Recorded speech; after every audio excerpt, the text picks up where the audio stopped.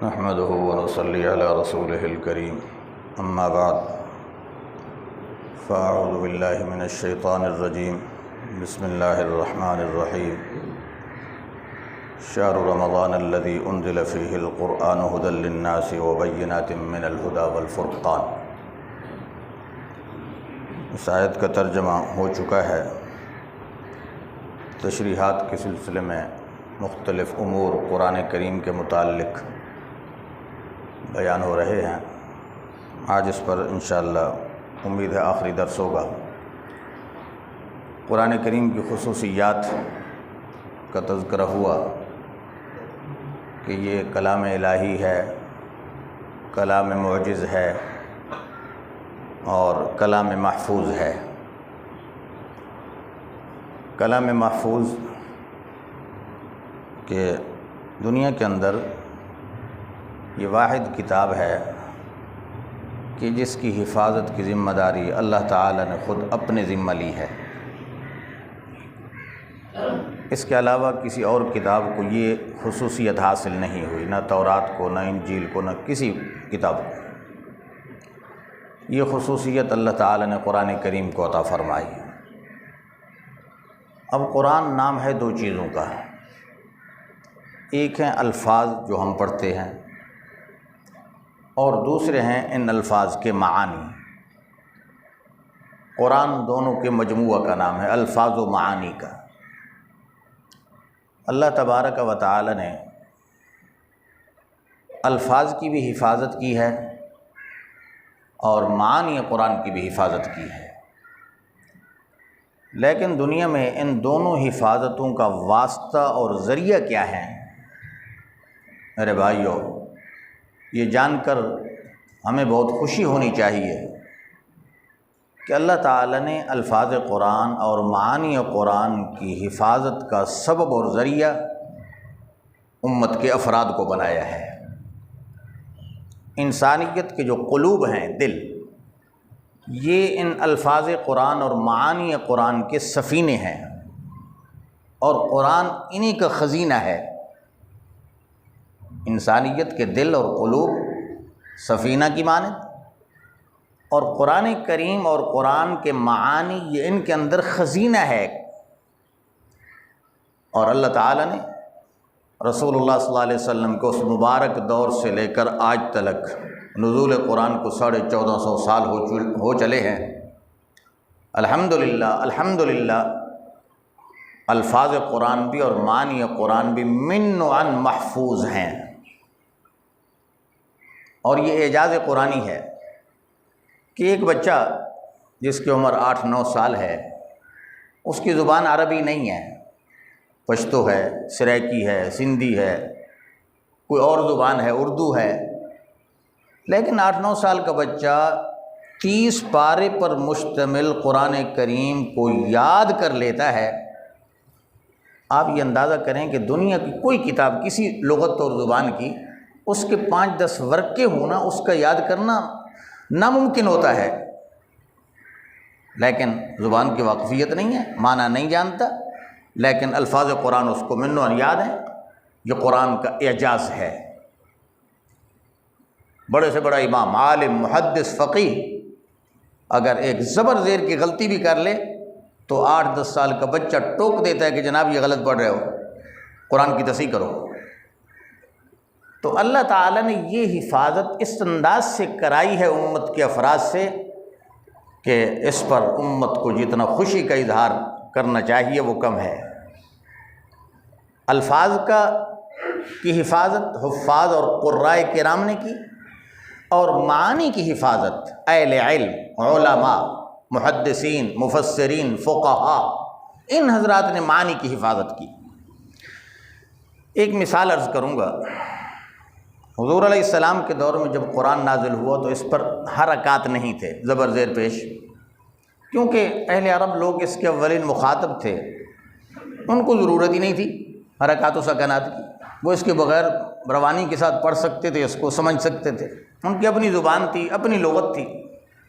لیکن جب اسلام کا دائرہ پھیلا عجم کی طرف، عرب کے علاوہ اجمی لوگوں نے قرآن کو پڑھنا شروع کیا، اب ان کے لیے ضرورت تھی حرکات کی، ان کو لفظ کا پتہ نہیں کہ اس پر کیا زبر پڑی جائے، زیر پڑی جائے، یا اس پر پیش ہو یا جزم ہو۔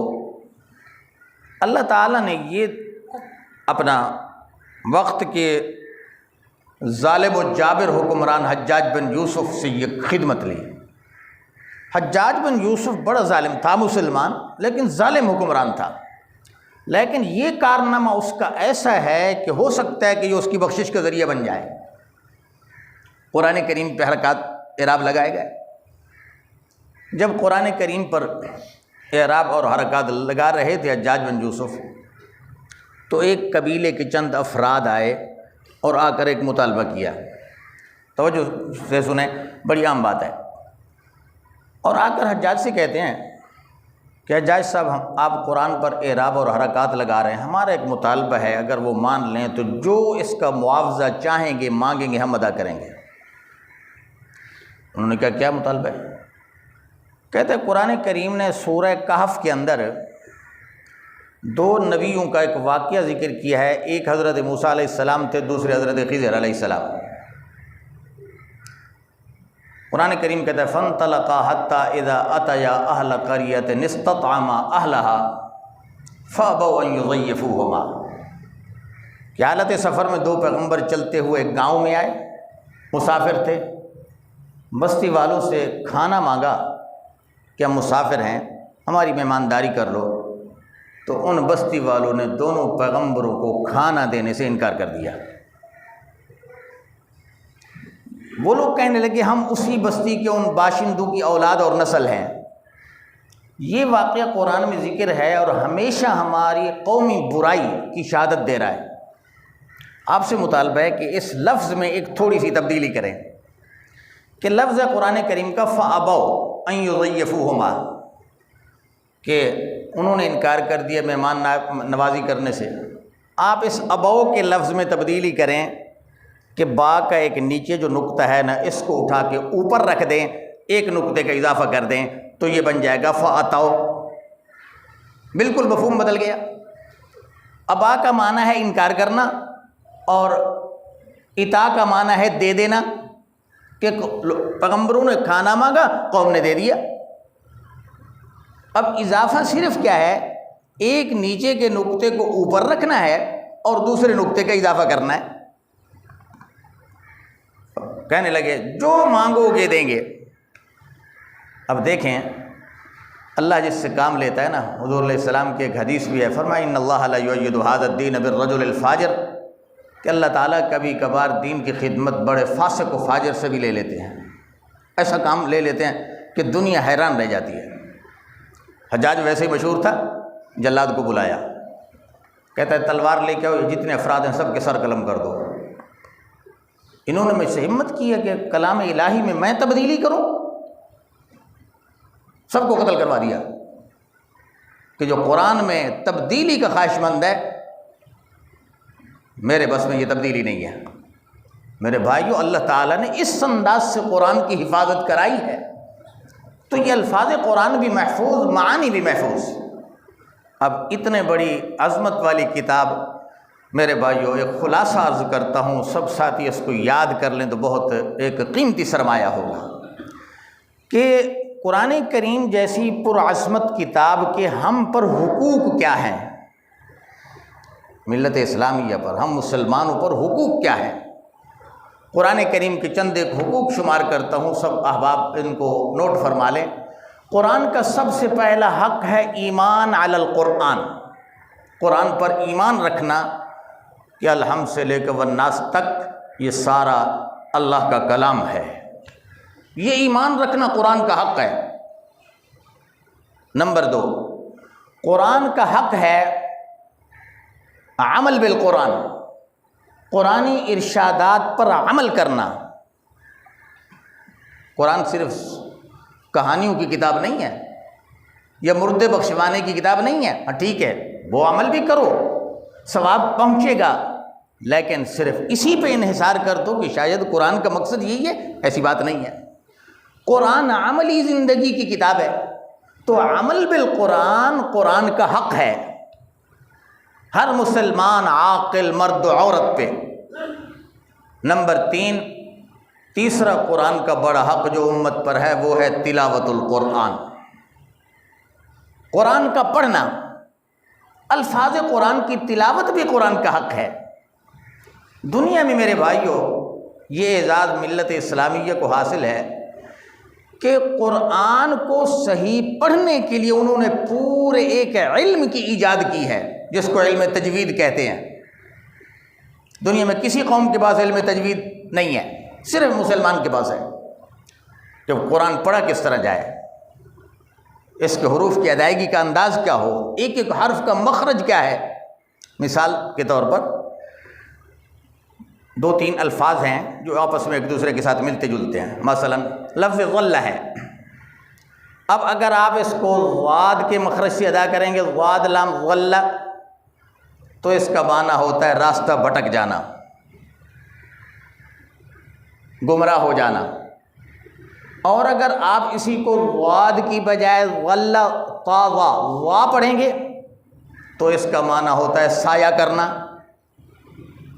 دھوپ کے مقابلے میں سایہ، درخت کا سایہ، عمارت کا سایہ۔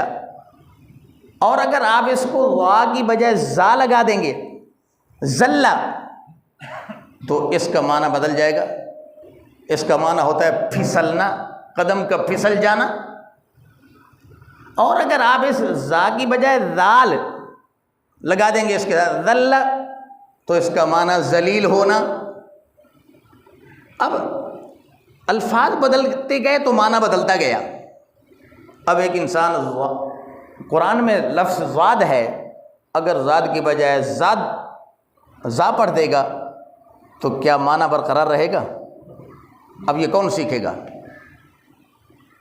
یہ فن تجوید یا قرآن کو ان مخارج کے ساتھ پڑھنا، کیا یہ ہماری ذمہ داری نہیں ہے؟ یہ ہر مسلمان کی ذمہ داری ہے کہ قرآن کو صحیح پڑھے۔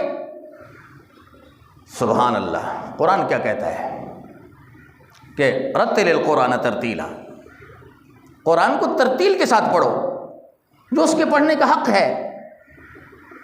تو تلاوت القرآن قرآن کا حق ہے۔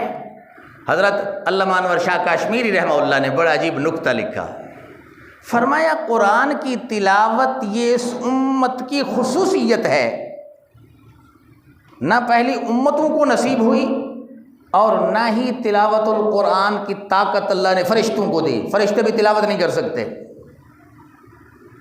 تلاوت کی طاقت نہیں فرشتوں کو، اس لیے اس امت کی خصوصیت ہے۔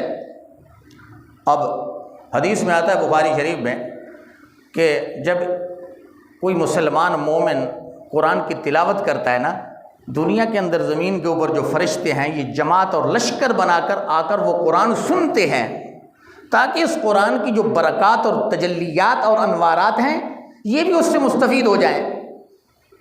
اور یہ بھی آتا ہے بخاری شریف میں کہ جب ایک امام جہری قرات میں سورہ فاتحہ پڑھتا ہے اور پھر اس پر آمین کہتا ہے، مقتدیوں کے لیے بھی حکم ہے کہ تم بھی آمین کہو۔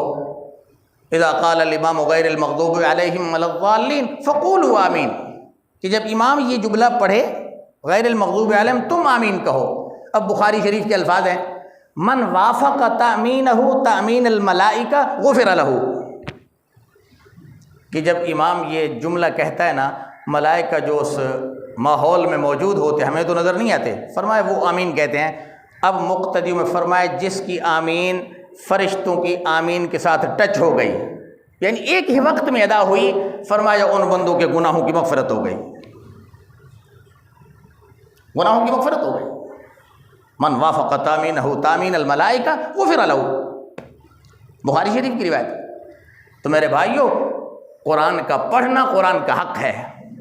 آج ہمیں افسوس سے کہنا پڑتا ہے ہمارے مسلمانوں کے گھروں میں قرآن کا نسخہ رکھا ہوا ہے الماری میں، الماری کی زینت، غلاف کی زینت، پڑھنے کی توفیق نہیں ہے، پڑھنا آتا ہی نہیں ہے، نہ الفاظ کا پتہ ہے، نہ تجوید کا پتہ ہے، نہ مخارج کا پتہ ہے، نہ سیکھنے کا احساس ہے۔ تو اس چیز کا ہم فکر کب کریں گے؟ تو یہ قرآن کے بنیادی 3 حق، ایمان بالقرآن، عمل بالقرآن، تلاوت القرآن۔ قرآن کا چوتھا حق، قرآن کریم کا چوتھا حق ہے فہم قرآن یا تدبر قرآن، قرآن کے معنی کو سمجھنا یا اس کے اندر تدبر، غور و فکر کرنا کہ قرآن ہم سے چاہتا کیا ہے، قرآن کا تقاضا کیا ہے امت سے۔ چوتھا حق، پانچواں قرآن کا حق ہے قرآن کی حفاظت کرنا، الفاظ کی بھی معانی کی بھی۔ الحمدللہ یہ حفاظ کرام اور علماء امت اس کا فریضہ انجام دے رہے ہیں۔ اور قرآن کا چھٹا حق ہے اشاعت القرآن، قرآن کو اگلی نسل تک پہنچانا۔ میرے بھائیو، الحمدللہ اشاعت القرآن کا فریضہ 100% ہمارے ایشیا کے اندر یا دنیا کے اندر مدارس دین یہ فریضہ انجام دے رہے ہیں۔ قرآن کریم کی حفاظت اور اشاعت کا فریضہ مدارس دینی ادا کر رہے ہیں کہ آپ دیکھتے ہیں کہ ہر سال لاکھوں بچے قرآن کریم کے حافظ بنتے ہیں، علماء بنتے ہیں، طالبات کے اندر بچیاں عالمات بنتی ہیں، حافظات بنتی ہیں۔ اور آپ لوگ اگر خود حافظ نہیں بن سکے، عالم نہیں بن سکے، تو کم از کم ان اداروں کے پشتیبان بن جائیں، ان کے معاون اور مددگار بن جائیں۔ جب آپ ان اداروں کے مددگار ہوں گے تو اشاعت قرآن اور حفاظت قرآن میں آپ کا بھی حصہ ہوگا۔ اگر ان اداروں کے مددگار نہیں بنیں گے تو پھر شاید ہم ان حقوق سے محروم رہیں۔ اللہ تعالیٰ سے دعا ہے اللہ پاک ہمیں قرآن کریم کے ان حقوق کو صحیح معنی میں سمجھنے اور اس کے بعد ان حقوق کو ادا کرنے کی توفیق عطا فرمائیں۔ وآخر دعوانا ان الحمد للہ رب العالمین۔